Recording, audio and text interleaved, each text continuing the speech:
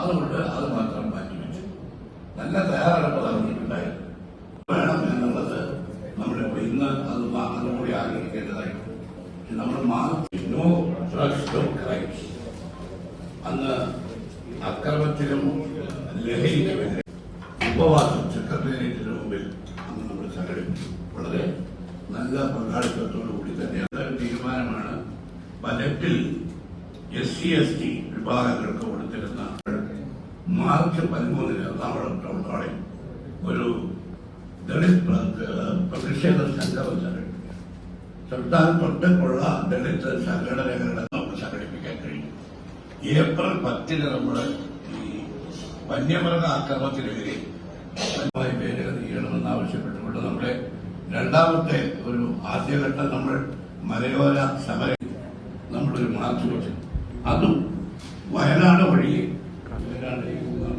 കൺവീനറുണ്ട്.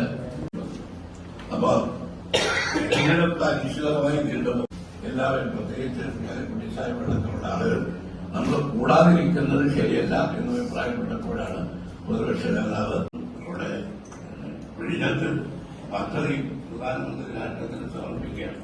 പ്രതിപക്ഷ നേതാവിനെ വാർത്തകൾ അവിടെ സ്റ്റേജിൽ പ്രതിപക്ഷ നേതാവിന് കസേരയിട്ടിരിക്കുന്നു. അദ്ദേഹത്തെ ക്ഷണിച്ചു എന്ന് പറയുന്നു. ഒരു അവരുടെ ഒരു പ്രചരണത്തിന്റെ തന്ത്രത്തിന്റെ ഭാഗമാണ്. അതായത് അത് ഉൾപ്പെടെയുള്ള കാര്യങ്ങൾ നമുക്ക് ഇന്ന് ചർച്ച ചെയ്യണം. അതോടൊപ്പം തന്നെ നമ്മുടെ ഈ സർക്കാരിന്റെ വാർഷികം 100 കോടിയിലധികം രൂപ ഇപ്പൊ കണക്ക് വരുന്നത് 100 കോടിയല്ല, അതിനേക്കാൾ ഇരട്ടി ചെലവാക്കിക്കൊണ്ടാണ് സർക്കാർ വാർഷികം.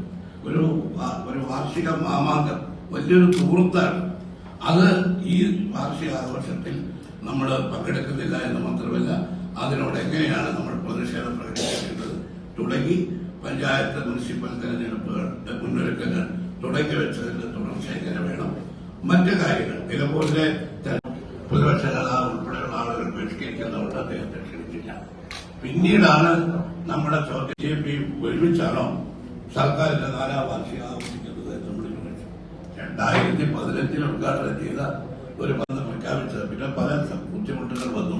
എന്നാലും 2025 ഒറ്റഴയും പോലെ ആയിരുന്നു പിണറായി സർക്കാർ 2016 വന്ന ശേഷം ഈ പദ്ധതി മുമ്പോട്ട്.